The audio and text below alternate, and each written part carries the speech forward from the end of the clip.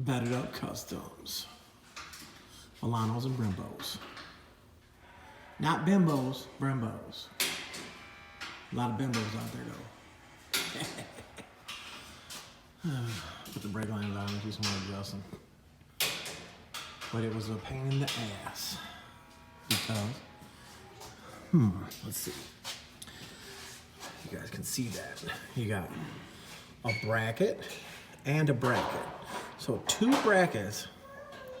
This bracket cuts, cut the spindle, bolts to the spindle, then it bolts to this bracket, and the caliper bolts to that bracket.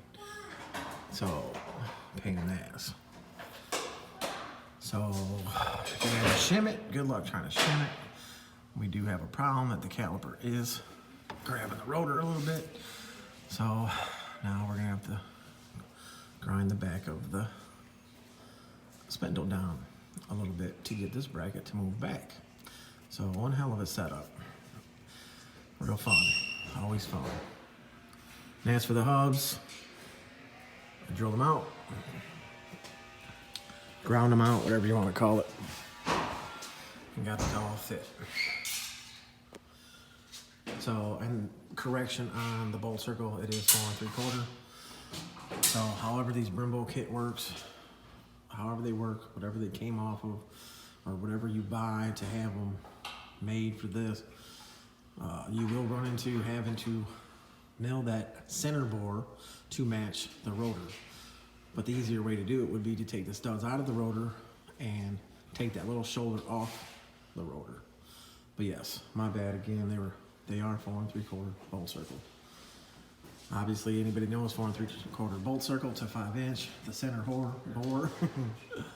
Oh, I'm so tired. The center bore, the hole, is bigger on a 5-inch than 4 3/4.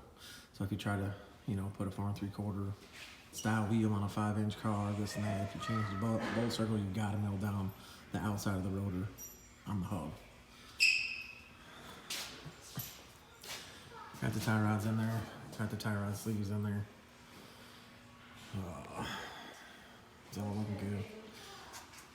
When these springs come from Viking, depending on when they're coated, this one almost looks like a shiny coat. I got some anti-seize on there, but it's like a shiny coat, where this one's a gray. And you probably can't see too much. Lamer terms. This one is not as shiny as this one.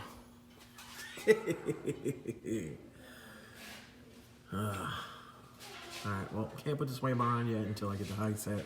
Can't get the height set until I get the back done. Ran into some problems with the back.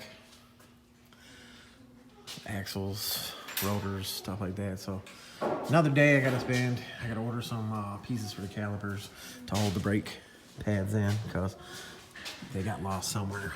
So, the little pins that go through here to hold the pads in, can't find them anywhere. I don't know if I lost them or if they didn't come with the box. I don't know. Maybe I did lose them. I don't know. So we ordered those. Amazon. Supposed to be here Monday or something. Just so you guys start to see what's going on. And like I said, I did not cut this car. Somebody else. If you watch the other videos, you can see the cone is right here, but the fender is cut. I did not do that. But I will degree the spindle, which will take the whole wheel and move leaning the spindle back. Will move the wheel back, so I can clear that point.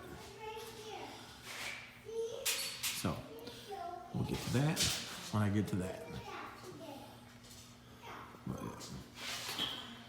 can't go wrong with the Vellanos. It will sit. I'm gonna try to make it sit pretty low. Test myself on this one. See how low I can get it.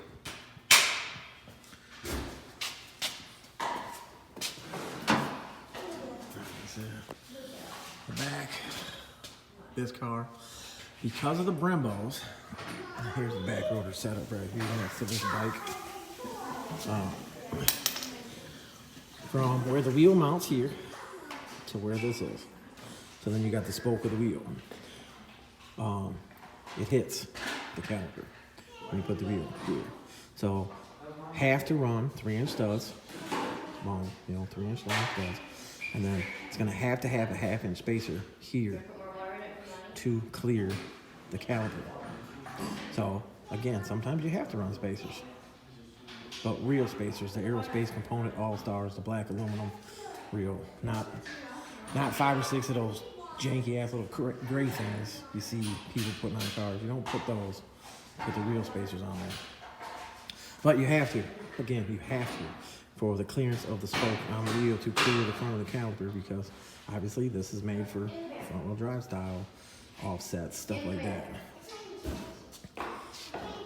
But anyways, you get the point. So yeah, another couple days. And that's where we're at. Back row 10, back row Kustoms. Always working. Appreciate it. What up, what up? Got these Brembo rotors. Brembo. Now, it's a 5-inch. So, Brembo, what's the deal? This is the second set I put on. It's a 5-inch bolt circle. That means the center hub is bigger than it being a 4 3/4 bolt circle. So here I am with my little fitment bit, trying to oval this out, drill it out, ream it out, whatever the hell you want to call it, to fit on the hub. Again, if it's a 5-inch bolt circle, that means this center hub right here is bigger. So why am I doing extra work? I mean, I like that your guys' stuff comes, which I didn't do this, somebody else did this, and then they painted it. I don't know what the hell they did. That's not my work. And it's pretty fucking tight, so I wonder if it's got lube in it. Lube. So anyways, you guys, with the Brembo stuff, you're gonna run into that problem. And I gotta do it to the backs too, because the backs don't even clear the axles. Axle hub, front hub, rotor, inner diameter, bore, whatever you want to call it, right here. So here I am, taking a drill in here with this little, whatever the hell bit you want to call that, a router bit, I don't even know what it's called. Dremel bit.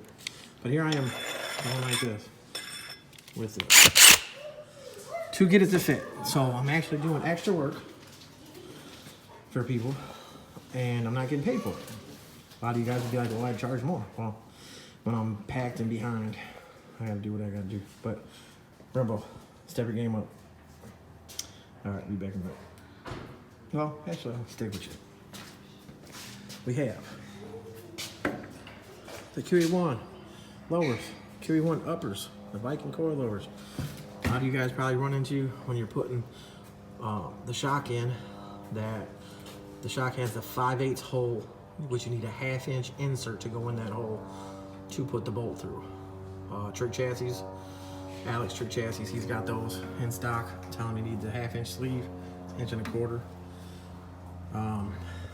But when you're ordering the shocks, you can order the shock that actually fits in the arm. So if you tell them what arm you're using from Viking, tell them what arm you're using, so that way they give you the insert or give you the different bearing set that goes in the bottom of the shock, which would be a 1/2-inch hole instead of a 5/8 hole.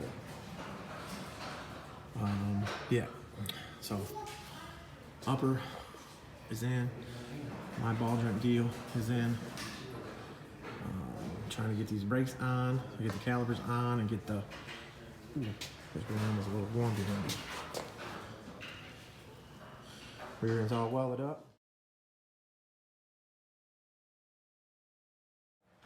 And I got cut off by a damn Amber Alert. What's up with you guys stealing kids and shit out there? You guys are stealing, I don't know. The wheel was jacked up. Trying to keep my cussing down so that way, make a couple more dollars off these videos, but which I ain't making that much anyway, so whatever. Pay the phone bill, if that. But as you can see, like we were saying, this car has got a bolt-in coil whooper, so we put the 1/2-inch tabs on here. He's probably gonna need to get a 1/2-inch sleeve to go inside of his shock. When the shock goes in here, boom. We put it up a little bit higher so that way he doesn't have to adjust the spring tension so much, because on bolt-ins, that's all you got to change your height, is to make the spring tighter, which is adjusting it up, or adjusting it down, which is making the back of the car looser.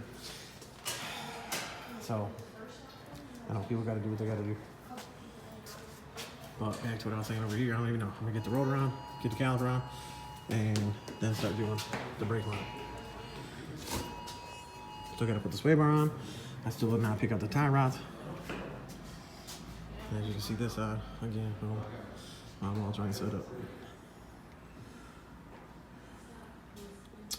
So yeah, another day on the Landau. 2-door Landau. I got a couple more of these next door I gotta get done. So, like I said, the orange one that's over there, the candy orange one is next. Going on 28s, going on Vellanos too. Yes, yeah, working. All right, y'all, let me fit this and I'll show you what's it fitted. Give me a second.